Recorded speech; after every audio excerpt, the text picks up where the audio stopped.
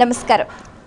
ఆధ్యాత్మిక సుధాసాగరం ధర్మ సందేహాలు కార్యక్రమానికి సాదర స్వాగతం. ధర్మో రక్షతి రక్షితః. ధర్మాన్ని రక్షిస్తే ఆ ధర్మం మనల్ని రక్షిస్తుంది. ధర్మానికి కట్టుబడ్డ పుణ్యాత్ములు, సత్పురుషులు ఎందరో మనకు ఆదర్శప్రాయులు. వారి బాటలో నడుస్తూ ప్రతినిత్యం మనం ఎన్నో రకాల ధర్మాల్ని ఆచరిస్తుంటాం. చాలా సందర్భాల్లో చాలా రకాల సందేహాలు కలుగుతూ ఉంటాయి, సహజమే. ప్రేక్షకులు వాళ్ళకు కలిగిన సందేహ నివృత్తికై ఎంతో శ్రద్ధగా మన ఈ కార్యక్రమానికి ఉత్తరాల ద్వారా, ఈమెయిల్స్ ద్వారా రాసి పంపిస్తూ ఉంటారు. వాటన్నిటికీ శాస్త్రీయ సమాధానాలు అందించడానికి మన ముందున్నారు ప్రముఖ ఆధ్యాత్మికవేత్త, ఆచార్య మల్లాప్రగడ శ్రీమన్నారాయణమూర్తి గారు. వారితో మాట్లాడి మరిన్ని విషయాలు వారి మాటలో తెలుసుకుందాం. ఈనాటి కార్యక్రమాన్ని ప్రారంభిద్దాం. నమస్కారం అండి.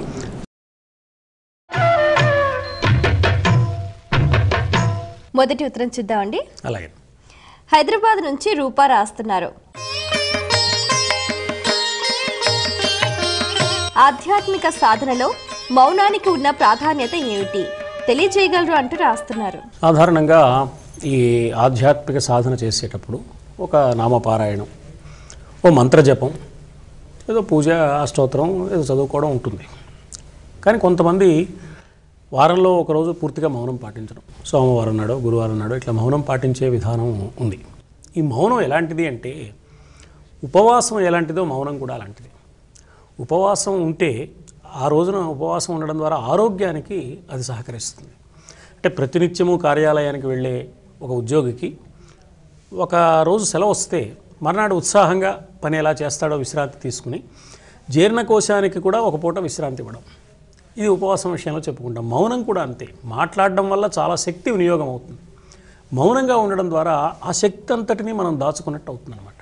ఇది మౌనానికి ఉన్న శక్తి.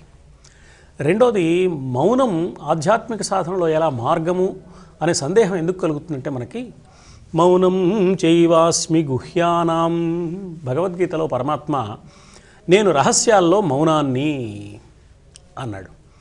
రహస్యాల్లో మౌనాన్ని అంటే మౌనం చాలా గొప్పదనమాట, పరమాత్మ స్వరూపం అనమాట మౌనం అనే అభిప్రాయం కలిగి మౌనంగా ఉండడం.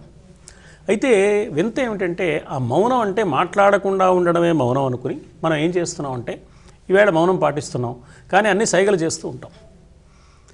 దీనివల్ల మౌనం వల్ల కలిగే ప్రయోజనం నెరవేరినట్లు కాదు. మౌనం అంటే మాట్లాడకుండా ఉండడం మాత్రమే కాదు, మాట్లాడాలని అనిపించకుండా ఉండడం, అంటే సంకల్పరాహిత్యం మౌనం అనమాట. అందుకే రమణ మహర్షి మౌనం వేరు, నిశ్శబ్దం వేరు అని చెప్పారు. మాట్లాడకుండా ఉండడం నిశ్శబ్దం, అది మౌనం కాదు. మౌనం అంటే మాట్లాడాలని అనిపించకుండా ఉండడం. ఇందులో మాట్లాడడానికి ఏముంది కనుక అని అనిపించడం అనమాట. అందువల్ల మితంగా మాట్లాడడం కూడా మౌనంలో భాగమే. 10 వాక్యాలకు బదులు దాన్ని ఒక వాక్యంలో చెప్పగలిగితే అది కూడా మౌనమే. ఒక వాక్యం మాట్లాడవలసిన చోట అనవసరంగా మాట్లాడాలనే కుతూహలం కొద్దీ ఎక్కువ మాట్లాడితే అది మౌనంగా లేకుండా ఉండడమే. అందువల్ల మౌనం అనేది మనస్సుకు సంబంధించింది. మరొక విశేషం ఏమిటంటే, భగవద్గీతలో మౌనాన్ని గురించి ఒక చమత్కారమైన మాట చెప్పారు. ఏమని చెప్పారు అంటే, మౌనం ఒక ఆధ్యాత్మిక సాధన. మరి మౌనం మాట్లాడకుండా ఉండడం కనుకైతే ఏం చేయాలి అంటే, శారీరక తపస్సు అంటే ఏమిటి, వాక్కునకు తపస్సు ఏమిటి, మానసిక తపస్సు ఏమిటి, 3 చెప్పారు. ఇది వాక్కునకు సంబంధించిన తపస్సులో చెప్పాలి కదా. కాయిక తపస్సు, వాచిక తపస్సు, మానసిక తపస్సు అని. మానసిక తపస్సులో మౌనాన్ని పెట్టారు. మనఃప్రసాద, సౌమ్యత్వం, మౌనం, ఆత్మ వినిగ్రహ అని మనస్సునకు సంబంధించిన తపస్సు వివరాలు చెప్పే చోట మౌనాన్ని చెప్పారు. అంటే మౌనం మనస్సుకు సంబంధించింది కానీ మాటకు సంబంధించింది కాదన్నమాట. అయితే మాటకు సంబంధించిన మౌనాన్ని అభ్యాసం చేయడం ద్వారా క్రమంగా చేయగా మనస్సుకు సంబంధించిన మౌనం కూడా అలవడే అవకాశం ఉంది. కాబట్టి మాటకు సంబంధించిన మౌనం కూడా మంచిదే. ఇది కాదు కదా, దీనివల్ల ప్రయోజనం ఏముంది అని దిగులు పడవలసిన పని లేదు. ఆ దృష్టి మనకు ఉంటే మాటకు సంబంధించిన మౌనాన్ని పాటించగా క్రమంగా మనస్సుకు మౌనాన్ని అలవాటు చేసుకోవడానికి అది దోహదం చేస్తుంది అభ్యాసం. అందువల్ల ఈ దశల వారీగా మనం చూసుకుంటే మౌనం ఇన్ని ప్రయోజనాలు కలిగిస్తుంది కనుక మౌనం ఎప్పుడూ మంచిదే. మాట కంటే మౌనానికి ఉన్న శక్తి చాలా గొప్పది అని చాలా సందర్భాల్లో మనకు పురాణ గాథల్లో కనిపిస్తుంది. కృష్ణుడు ఓ నవ్వుగానే మాట్లాడు, చాలా సందర్భాల్లో మాట్లాడు, అసలు నవ్వే ఊరుకుంటాడు అన్నారు. ఎందుకని అంటే, ఈ మౌనానికి ఉన్న శక్తి, ఇక్కడ మాట్లాడవలసిన అవసరం ఏం లేదు, క్రియా కేవలం ఉత్తరం, చేయవలసింది ఏదో చేస్తాం కదా. మాటల కంటే చేతలు గొప్పవి కాబట్టి మౌనం ద్వారా చేతలు చేస్తాననే విషయాన్ని ప్రకటించి చేతలకు ప్రాధాన్యం ఇచ్చే కర్తవ్యశీలి అయిన వాడి లక్షణంలో కూడా మౌనం చోటు చేసుకుంటుంది. అందుకని ఆధ్యాత్మిక సాధనగా చూసుకున్నా, ఆరోగ్యపరంగా చూసుకున్నా, లేక మాటలు ఎక్కువ మాట్లాడిన కొద్దీ ఏమవుతుందంటే ఒక మాటకు బదులు 4 మాటలు మాట్లాడితే ఇద్దరి మధ్య అభిప్రాయ భేదాలు పెరిగి తగాదాలు అవడానికి అవకాశం ఉంటుంది. మౌనేన కలహం నాస్తి అనే మాట కూడా ఉంది. అందువల్ల ఇన్ని రకాలుగా ఇటు సామాజిక ప్రయోజనం, ఆరోగ్యపరంగా ప్రయోజనం, ఆధ్యాత్మికమైన ప్రయోజనం, కార్యసాధకుడికి కావాల్సిన లక్షణం ఇన్ని మౌనంలో ఉన్నాయి. కాబట్టి మౌనం నిస్సందేహంగా విశిష్టమైందే. ఆధ్యాత్మిక ప్రయోజనం కూడా మౌనంలో ఉంది. అయితే మౌనం అంటే మాట్లాడకుండా ఉండడం మాత్రమే కాదు అని గమనించాలి. మాట్లాడాలని అనిపించకుండా ఉండడం, సంకల్పరాహిత్య స్థితికి ఎదగడానికి మాట్లాడకుండా ఉండే మౌనం అనే ప్రక్రియ మార్గం చూపిస్తుంది అనేది దాని ఆంతర్యం. మరో ఉత్తరం చూద్దామండి. అలాగే కీర్తి ఈమెయిల్ ద్వారా రాస్తున్నారు. పూజలు ఆరాధనలు ఏ వయస్సు నుంచి ప్రారంభించాలి తెలియచేయగలరు అంటూ రాస్తున్నారు. పూజ చేయడం కానీ దైవాన్ని ఆరాధించడం కానీ ఏ వయస్సు నుంచి ప్రారంభించాలి అని ఒక ప్రశ్న. అసలు ఎప్పుడు చేయాలా అని కూడా అడిగేవాళ్ళు ఉంటారు. ఎందుకు ఈ ప్రశ్న వస్తుంది అంటే ఇప్పటి నుంచి ఎందుకు, చిన్నప్పటి నుంచి ఏదో కొంచెం పెద్ద వయసు వచ్చాక కాళ్ళు చాచుకున్న తర్వాత అప్పుడు కృష్ణారామ అనుకుంటే సరిపోతుంది కదా అని. ఇంకా ఎంతవరకు ఆ వ్యవహారం వచ్చిందంటే అదేదో కృష్ణారామ అనుకునే వయస్సు అంటే ముసలితనాన్ని కృష్ణారామ అనుకునే వయస్సుగా మార్చిన సందర్భాలు కూడా ఉన్నాయి. ముసలితనంలో కృష్ణారామ అనుకోవాలి అంటే అంత తేలిగ్గా అనుకోలేడు, చిన్నప్పటి నుంచి అలవాటైతే తప్ప. చిన్నప్పటి నుంచి మానవుడు తన జీవన విధానంలో ఏది అభ్యాసం చేశాడో అదే తర్వాత కాలంలో కూడా పనికొస్తుంది, కానీ ఒక్కసారిగా కొత్తగా అది రాదు.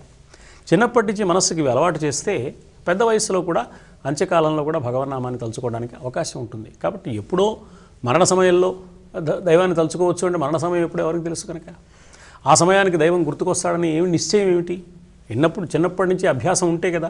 ఇదివరకు అభ్యాసంలో ఉంటే ఇప్పుడు వృద్ధాప్యంలో మరణకాలంలో దైవం గుర్తుకు రావడానికి, దైవనామస్మరణ చేయడానికి అవకాశం ఉంటుంది. అందువల్ల దైవ చింతన అనేది చిన్నప్పటి నుంచే ఉండాలి. దానికి పెద్ద వయసు వచ్చాక చేయాలి అని అనుకోక్కర్లేదు. ప్రహ్లాదుడు ఉన్నాడు, ధ్రువుడు ఉన్నాడు. 5 ఏళ్లవాడు ప్రహ్లాదుడు అన్నారు. ధ్రువుడు ఇంకా చిన్నవాడు, 4 ఏళ్లవాడే. మార్కండేయుడు చిన్నవాడు. కాబట్టి బాల్యంలోనే మనకు సిరియాళుడి కథ ఉంటుంది దక్షిణ భారతదేశంలో. అయితే సిరియాళుడు చాలా చిన్నవాడు. నేను ఈ శరీరాన్ని అప్పగించడం కంటే నాకు ఇంకేం కావాలి కనుక పరమేశ్వరుడికి ప్రసాదం అయిపోతే ఇంతకంటే ఏం కావాలి అంటాడు మహాభక్తుడు. అందువల్ల భక్తికి వయస్సుతో పని లేదు. అందువల్ల చిన్నప్పటి నుంచే దైవభక్తి అలవడడం అనేది మంచిది. అయితే దైవభక్తి పేరుతో కర్తవ్యానికి దూరం కావడాన్ని మన పెద్దలు చెప్పలేదు. అసలు దైవభక్తిని అలవరుచుకొని దైవం మీద భారం వేసి అన్ని పనులు చేయమన్నారు. పనులు చేయాలి, మనస్సు మాత్రం దైవం మీద ఉండాలి. దీన్నే దిల్ మే రామ్ హాత్ మే కామ్ అని చెప్పాడు కబీర్దాస్. కర్తవ్య పాలన చేస్తూ మనస్సులో దైవ చింతన. పనులు మానేసి దైవాన్ని గురించి నేను స్మరిస్తున్నాను, ఇది నాకు భక్తి అని అనడం దైవం మెచ్చే విషయం కూడా కాదు. లోకం మెచ్చదు సరిగదా, దైవం కూడా మెచ్చడం, దైవం కూడా దాన్ని అంగీకరించడం. యతః ప్రవృత్తిర్భూతానాం ఏన సర్వమిదం తతః స్వకర్మణా తమభ్యర్చ్య సిద్ధిం విందతి మానవః. ఇది భగవద్గీతలోని ఒక విధంగా చెప్పాలంటే చరమ శ్లోకం. మానవుడు తన కర్తవ్యాన్ని సక్రమంగా పాటించడం ద్వారా పరమాత్మ అనుగ్రహాన్ని పొంది సిద్ధి పొందుతాడు.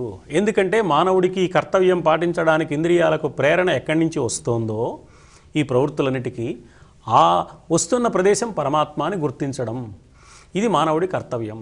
అందువల్ల అన్ని క్రియాకలాపాలు చేస్తూ ఇన్ని క్రియాకలాపాలకు మూలమైన పరమాత్మని మనస్సులో ధ్యానిస్తూ కర్తవ్యం మాత్రం నిండుగా పాటించడం అనేది నిజమైన భక్తి. ఇది చిన్నప్పటి నుంచి అలవాటు చేయవలసిన అవసరం ఉంది.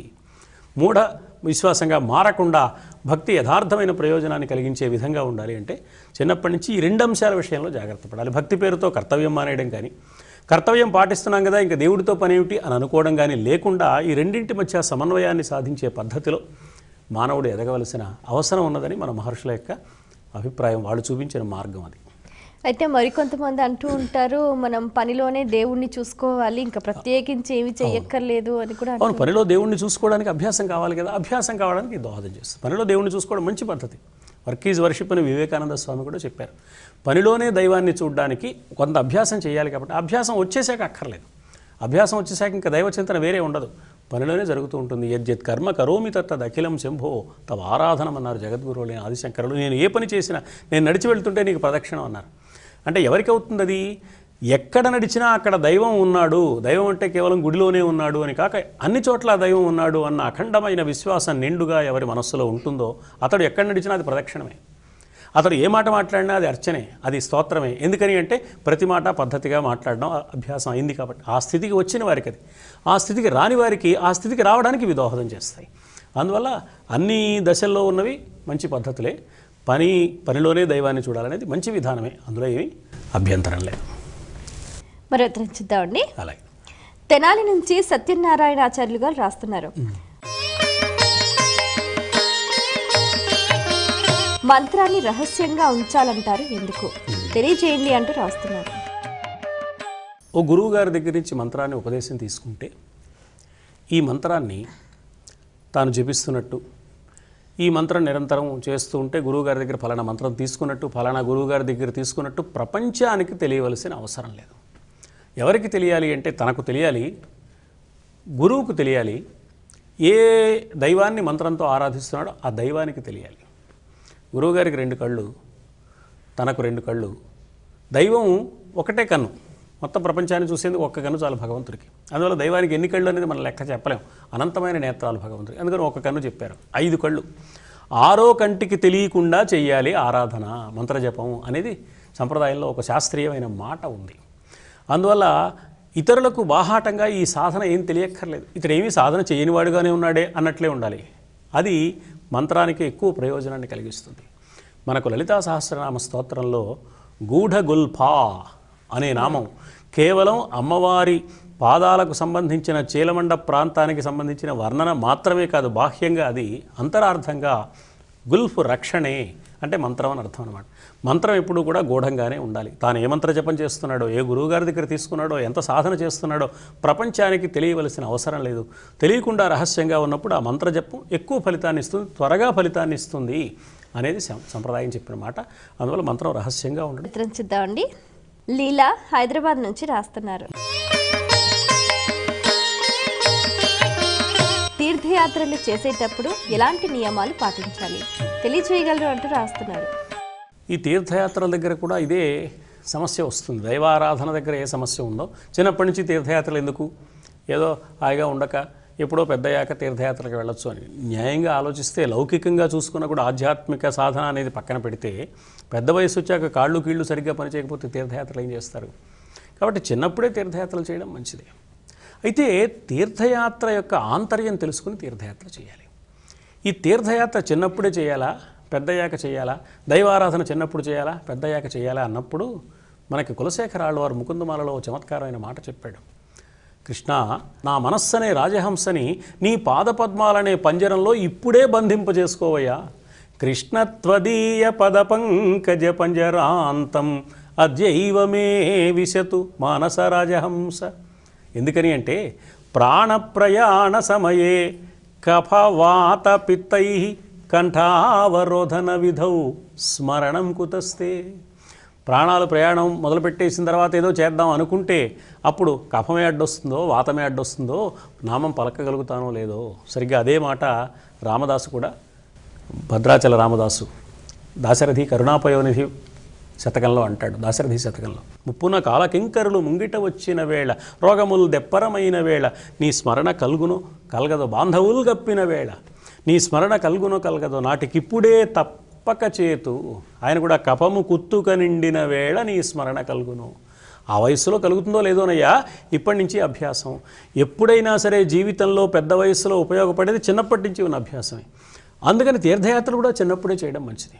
ఇక తీర్థయాత్రలు చేసేటప్పుడు పాటించవలసిన నియమం ఏమిటి అంటే, ఏ తీర్థయాత్రకు మనం వెళ్ళామో, ఏ ప్రదేశానికి వెళ్ళామో ఆ ప్రదేశంలో ఉన్న దైవానికి, ఆ ప్రదేశానికి ఉన్న ప్రత్యేకత ఏమిటో మనం తెలుసుకోవాలి.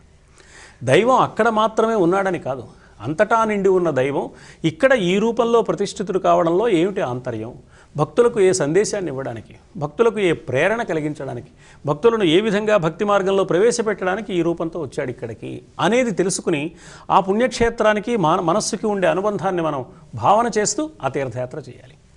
తర్వాత తీర్థయాత్రలో కొన్ని చోట్ల ఒక్కొక్క చోట ఒక నియమం ఉంటుంది. ఒక క్షేత్రానికి వెడితే అక్కడ మంత్రానికి ప్రాధాన్యం ఉంటుంది, ఒక క్షేత్రానికి వెళితే అక్కడ యజ్ఞానికి ప్రాధాన్యం ఉంటుంది, ఒక క్షేత్రానికి వెళితే స్నానానికి ప్రాధాన్యం ఉంటుంది, ఓ క్షేత్రానికి వెళితే వ్రతానికి ప్రాధాన్యం ఉంటుంది, ఓ క్షేత్రానికి వెళితే పూజకు ప్రాధాన్యం ఉంటుంది. ఒక్కొక్క క్షేత్రంలో ఒక్కొక్క ప్రాధాన్యం ఉంటుంది. కాబట్టి అర్చా విధానంలో అన్నీ విలువైనవే కనుక వీటిలో హెచ్చుతగ్గులు లేవు. వైవిధ్యం ఉంది తప్ప వీటిల్లో వైరుధ్యం లేదు. ఒకటి పనికిరాంది ఒకటి పనికొచ్చేది అని లేదు. కాబట్టి ఇన్ని రకాల ఆరాధనా విధానాలు ఇన్ని క్షేత్రాల్లో ఉన్నాయని మనం గమనించి ఆ క్షేత్రంలో ఆరాధనా విధానాన్ని జాగ్రత్తగా పాటించాలి. అందుకు కావలసిన విధానంలో మనం ఆ క్షేత్ర దర్శనం చేసుకుంటే ఎప్పుడు కూడా ఆలయ దర్శనం, క్షేత్ర దర్శనం మంచిదే. చిన్నప్పటి నుంచే ఈ అలవాటు కావడం కూడా అవసరమే. ఇదే పెద్దయ్యాక దోహదం చేస్తుంది. నిజానికి బాగా పెద్ద వయసు వచ్చాక క్షేత్రాలకు, యాత్రలకు వెళ్ళడం కూడా ఆచరణకు కష్టమయ్యే అంశంగా కూడా మనకి అనుభవంలో తెలుస్తూ ఉన్నది. అయితే ఇప్పుడు చాలామంది కూడా ఉత్తర భారతదేశమే కానీ, అదే చార్ధామ్ యాత్ర కానీ, వైష్ణోదేవి టెంపుల్ అలాంటి దూర ప్రదేశాలకు వెళ్ళినప్పుడు కూడా తీర్థయాత్రల్లో సరదాగా అంటే లౌకికంగా ఎక్కువగా వాళ్ళు మునిగిపోయి ఉంటారు. అవును, అంటే తీర్థయాత్ర విహారయాత్రగా మారితే దానివల్ల ప్రయోజనం లేదు. విహారయాత్ర వల్ల ఏ ఫలితం ఉంటుందో ఆ ఫలితం ఉంటుంది, అంతే, కాసేపు కాలక్షేపం అయిపోతుంది. కానీ తీర్థయాత్ర యొక్క ఆంతర్యం ఏమిటంటే మనస్సుకి ఆ దైవ సంబంధమైన ఒక భావన బలపడేందుకోసం తీర్థయాత్ర ఏర్పాటు చేశారు. రెండోది ఏమిటంటే ఇప్పుడు తీర్థయాత్రల విధానం మారింది. కానీ పూర్వం తీర్థయాత్రలు అంటే చాలామందితో కలిసి వెళ్ళాలి, మనకేమి సంబంధం లేని వారితో కలిసి వెళ్ళాలి. అక్కడ కులగోత్రాల పట్టింపు కానీ, ఆచారాలు కానీ, నియమాలు కానీ మనకి అన్నీ సాగవు. ఆ సర్దుబాటు మనస్తత్వం అలవాటు కావాలి. 10 మందితో కలిసి జీవించడం అలవాటు కావాలి. 10 మంది కోసం బ్రతకడం, 10 మందితో కలిసి బ్రతకడం, 10 మంది కోసం పనిచేయడం, 10 మందితో కలిసి పనిచేయడం, ఈ రెండు అలవాటు చేస్తుంది తీర్థయాత్ర. అంటే సామూహిక సాధనలు నేర్పడానికి తీర్థయాత్ర దోహదం చేస్తుంది. ఆ దృష్టితో చేస్తే తీర్థయాత్ర ఫలితాన్ని ఇస్తుంది. విహారయాత్రగా చేస్తే విహారయాత్రకు వచ్చే ఫలితమే అంతవరకే వస్తుంది. అది కాలక్షేపంగా మారుతుంది. దానివల్ల పెద్దగా ప్రయోజనం ఉండదు. మరి ఉత్తరం చూద్దామండి. అలాగే స్వప్న ఈమెయిల్ ద్వారా రాస్తున్నారు. దేవాలయానికి వెళ్ళేటప్పుడు భక్తుడు తన వెంట ఏమేమి తీసుకుని వెళ్ళాలి? దేవాలయంలో ఉన్న దైవాన్ని దర్శించడం ద్వారా ఇంట్లో ఉన్న దైవాన్ని లేక హృదయంలో ఉన్న దైవాన్ని ఒకసారి నేను తెలుసుకుంటాను అనే అభిప్రాయంతో మనం దేవాలయానికి వెళ్తాం. అందువల్ల దేవాలయానికి దైవ ఆరాధన కోసం వెళ్తాం కాబట్టి ఆరాధనా కేంద్రాలు అవి, ఆరాధనా స్థలాలు. అందుకని ఆరాధించుకోవడానికి కావలసిన పూజా ద్రవ్యాలన్నీ తీసుకువెళ్ళాలి దేవాలయానికి. పూలు, పండ్లు, కొబ్బరికాయలు, మంగళ ద్రవ్యాలు, పసుపు కుంకుమల వంటివి తీసుకుని వెళ్ళొచ్చు. ఆలయంలో కూర్చుని జపం చేసుకుందామని, ఆలయంలో కూర్చుని పారాయణ చేసుకుందామని నమ్మే భక్తులు కొంతమంది ఉంటారు. వాళ్ళు వాటికి సంబంధించిన ఆ జపం చేసుకోవడానికి కావాల్సిన సామగ్రి, అక్కడ పారాయణం చేసుకుంటే అక్కడ పారాయణ చేసుకోవడానికి కావాల్సిన ఆ స్తోత్ర గ్రంథం ఏదో అవి తీసుకుని వెళ్ళి ఆలయంలో ఆ విధమైన పారాయణ చేయొచ్చు. అన్నిటికంటే ముఖ్యం ఆలయానికి వెళ్ళేటప్పుడు తీసుకువెళ్ళవలసింది ఏమిటి అంటే మనస్సు. ఇంట్లో వదిలిపెట్టి ఇవన్నీ తీసుకుని ఆలయానికి వెళితే ఏమీ ప్రయోజనం లేదు. ఆలయం దాకా వెళ్ళిన తర్వాత కాశీలో విశ్వేశ్వర సందర్శనం చేస్తున్నప్పుడు ఇంటి దగ్గర తాళం వేసామా లేదా అని గుర్తొచ్చిందనుకోండి, క్షేత్రానికి వెళ్ళిన ప్రయోజనం నెరవేరదు. కాబట్టి మనస్ఫూర్తిగా ఆలయాన్ని ఉపయోగించుకుని ఊళ్ళో ఉన్న పక్క వీధిలో ఉన్న ఆలయానికి వెళ్ళినా, దూర ప్రదేశంలో ఉన్న ఒక పుణ్యక్షేత్రానికి వెళ్ళినా మనస్ఫూర్తిగా ఆ కార్యక్రమంలో పాల్గొంటూ ఈ కావలసిన పూజా ద్రవ్యాలని తీసుకువెళ్ళి అర్చన చేసుకుని మానవుడు ఆనందాన్ని పొంది పరమాత్మ అనుగ్రహాన్ని పొందడానికి దీన్ని సాధనంగా సక్రమంగా వినియోగించుకోవడానికి మంచి అవకాశం ఉంది. మరి ఉత్తరం చూద్దామండి. అలాగే బందర్ నుంచి కావ్య రాస్తున్నారు. మనకు చాలా మంది దేవతలు ఉన్నారు కదా, ఇంతమంది దేవతలు అవసరమా? రాముడున్నాడు, కృష్ణుడున్నాడు, వెంకటేశ్వరుడు ఉన్నాడు, ఈశ్వరుడు ఉన్నాడు, ఇంకా అయ్యప్ప స్వామి కొత్తగా వచ్చాడు, సాయిబాబా అంటున్నాం. ఇట్లా చాలామంది దేవతలు కనిపిస్తున్నారు. గణపతి, కుమారస్వామి, అమ్మవారు, మళ్ళీ అమ్మవార్లలో కూడా లలిత, కామేశ్వరి, సరస్వతి, లక్ష్మి, దుర్గా, పార్వతి, కాళీ, చండి, ఇట్లా ఈ దేవతలు చాలామంది ఉన్నారు కదా, ఇంతమంది దేవతల్ని పూజించాలా అని సందేహం కలుగుతూ ఉంటుంది. ఒక్కొక్కప్పుడు ఇంతమంది దేవతల్ని పూజించడం వేళాకోళంగా కూడా అనిపిస్తుంది. ఒక సంప్రదాయంలో ఏకేశ్వరోపాసన అని ఒకే దైవాన్ని ఆరాధించాలి, ఇంతమంది దేవుళ్ళని ఆరాధిస్తే ఎట్లా? దానికి కూడా ఉదాహరణ వాళ్ళు ఏం చెప్పారంటే, ఒక 10 గజాలు లోతు తవ్వితే ఇక్కడ నీళ్లు పడతాయని చెప్పారు. గజం లోతున 10 గోతులు తవ్వితే నీళ్లు పడవు. ఒకే గొయ్యి 10 గజాల లోపలికి తవ్వాలి. అందువల్ల ఇంతమంది దేవతల్ని ఆరాధించడం ఎందుకండి? ఎవరో ఒకళ్ళని ఆరాధించండి, మీకు ఇష్టదైవం ఎవరో వారిని ఆరాధించండి, అందరినీ ఎందుకు? వీళ్ళు ఏమంటారంటే, ఏమో ఏ పుట్టలో ఏ పాము ఉందో, ఎందుకైనా మంచిది అందరినీ ఆరాధిస్తూ ఉంటారు. ఇది ఇక్కడ అర్థం చేసుకోవాల్సిన అంశం ఒకటి ఉంది. ఎంతమంది దేవతలైనా ఆరాధించవచ్చు మనం. ఇక్కడ గుర్తుపెట్టుకోవాల్సిన అంశం ఏమిటంటే, ఎంతమందిని ఆరాధిస్తున్నా అంతమంది దేవతలు లేరు, ఒక దేవుడే అన్ని రూపాల్లో ఉన్నాడు అనేది అర్థం చేసుకుంటే ఎంతమంది దేవతలైనా ఆరాధించవచ్చు. మరి ఒక దేవుడికి ఇన్ని రూపాలు ఎందుకండి? ఒక దేవుడికి ఒక రూపం చాలదా? మన సంప్రదాయంలో ఒక దేవుడు ఉంటే సరిపోతుంది కదా, ఇంతమంది దేవుళ్ళ రూపాలు ఎందుకు పెట్టారు అని ఆలోచిస్తే మానవుల అభిరుచులు రకరకాలుగా ఉంటాయి. మీ అభిరుచి ఒక విధంగా ఉంటుంది, ఇంకొకరి అభిరుచి ఇంకొక రకంగా ఉంటుంది, నా అభిరుచి మరొక రకంగా ఉంటుంది. ఎవరి అభిరుచికి తగిన నామరూపాలను వారు అర్చించుకోవడానికి వీలుగా వేరువేరు నామరూపాలు కలిగిన దైవాలు మనకు ఏర్పాటయ్యాయి. అందువల్ల దేవుడు ఒక్కడే, దేవతలు చాలామంది ఉంటారు. వివేకానంద స్వామి ఏం చెప్పాడంటే, తన ఇష్టదైవం తప్ప మరొక దేవతామూర్తిని అంగీకరించని వాడు గొప్పవాడే. వాడు ఎలాంటి వాడంటే, యజమానిని తప్ప ఇంట్లోకి మరెవరిని రానివ్వని విశ్వాసపాత్రమైన కుక్క లాంటివాడు. ఈ మాట చెప్పి వివేకానంద స్వామి ఏమన్నాడంటే, కానీ కుక్క చాలా తెలివైంది, తన యజమాని మారువేషంలో వస్తే పరాయివాడెవడో వచ్చాడు అనుకోదు, తన యజమాని వేషం మార్చుకుని వచ్చాడని గమనించి తోక ఊపుతూ విశ్వాసంగా స్వాగతం చెప్పి లోపలికి రాణిస్తుంది. నీ దైవం, నువ్వు ఆరాధిస్తున్న దైవం, ఆయన లీలానాటక సూత్రధారి, మాయామానుష వేషధారి కాబట్టి వేషం మారుస్తాడయ్యా. ఇందాక త్రిశూలం పట్టుకున్నాడు, ఇప్పుడు కోదండం పట్టుకుంటాడు, కాసేపటి తర్వాత మురళి పట్టుకుంటాడు.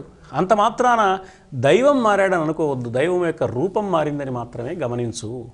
అలా గమనించలేకపోతే కుక్కకున్నపాటి తెలివి లేనివాడి అయిపోతావని వివేకానంద స్వామి హెచ్చరిక చేశాడు.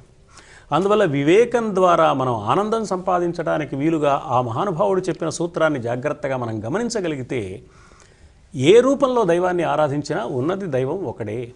ఏకేశ్వరోపాసన అంటే ఒక దేవుణ్ణి ఆరాధించడం అని కాదు, ఎంతమందిని ఆరాధిస్తున్నా ఈశ్వరుడు ఒకటేనని తెలిసి ఆరాధించడం. ఈశ్వరుడు ఒక్కడే, ఆ ఒక్క ఈశ్వరుడినే అనేక రూపాల్లో ఆరాధిస్తున్నాం. మనకి అబ్బాయి ఉన్నాడు, ఆ పిల్లవాడి మీద ప్రేమ ఉంది తల్లిదండ్రులకి. ఆ తల్లిదండ్రులు ఏం చేస్తారు, పిల్లవాడికి సంబంధించిన 10 రకాల ఛాయాచిత్రాలు పెట్టుకుంటారు. ఒక దాంట్లో టెన్నిస్ ర్యాకెట్ పట్టుకుని కనపడతాడు, ఒక దాంట్లో స్విమ్మింగ్ సూట్లో కనపడతాడు, ఇంకో దాంట్లో ఏదో ఆ రోజున వినాయక చవితి నాడో ఎప్పుడో పూజ చేసుకోవడానికి ఒక పట్టుపంచ కట్టుకుని అందులో ఫోటో తీసుకుని. ఇన్ని ఫోటోల్లో రూపం వేరుగా ఉంది, కానీ ఉన్నది ఒకటే. ఇన్ని ఫోటోలు ఎందుకు అంటే ఆ ప్రేమ అలాంటిది. భక్తుడికి కూడా భగవంతుడి మీద ఉండే ఆరాధనా భావం అలాంటిది. కాబట్టి ఇన్ని రూపాల్లో దైవాన్ని ఆరాధించడం, కోదండం పట్టుకున్న రూపం, మురళి పట్టుకున్న రూపం, త్రిశూలధారి అయిన రూపం, తొండంతో ఉన్న రూపం, ఒక శూలాన్ని ధరించిన కుమారస్వామి సుబ్రహ్మణ్యుడి రూపం, ఇలా రూపాలు వేరు, దైవం మాత్రం ఒకటే. ఈ భావనతో ఎంతమంది దేవతల్ని ఆరాధించినా తప్పులేదు. మానవుల మనస్తత్వాలు స్థాయి భేదాన్ని కలిగి ఉంటాయి కాబట్టి, అభిరుచి భేదాలు ఉంటాయి కాబట్టి మన సంప్రదాయంలో ఇంతమంది దేవతా రూపాలు ఏర్పాటు చేశారు. దేవుడు మాత్రం ఒకడేనని చాలా స్పష్టంగా మన మహర్షులు తెలియజేశారు. చాలా సంతోషం అండి, మీ అమూల్యమైన సమయాన్ని కేటాయించి మా ప్రేక్షకుల ధర్మ సందేహాలకు శాస్త్రీయ సమాధానాలు అందించినందుకు ధన్యవాదాలు. నమస్కారం. వీక్షించారు కదండి, ఇది ఇవాల్టి మన ధర్మ సందేహాలు కార్యక్రమం. మీకు కూడా ఏమైనా ఆధ్యాత్మిక ధర్మ సందేహాలు కలిగితే మా ఈ కార్యక్రమానికి మీ సందేహాల్ని క్లుప్తంగా, సూటిగా, స్పష్టంగా పోస్ట్ కార్డ్పై లేదా ఈమెయిల్స్ ద్వారా రాసి పంపించండి. మా చిరునామా ధర్మ సందేహాలు, కేర్ ఆఫ్ భక్తి TV, road number 92, Jubilee hills, Hyderabad 5,96,000. మా ఈమెయిల్ ఐడి bhaktihyd@gmail.com. మరో కార్యక్రమంలో మళ్ళీ కలుసుకుందాం. అంతవరకు సెలవు.